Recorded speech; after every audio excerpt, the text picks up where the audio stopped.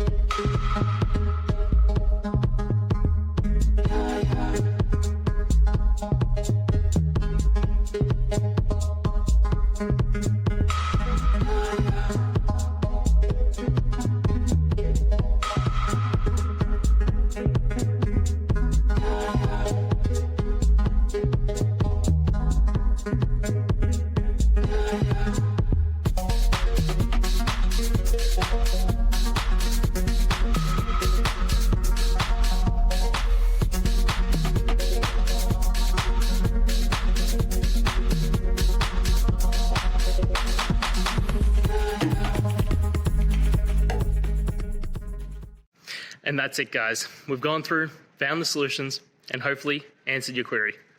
If it did, please hit subscribe. I really appreciate it. And until next time, I hope you have a good one. Cheers.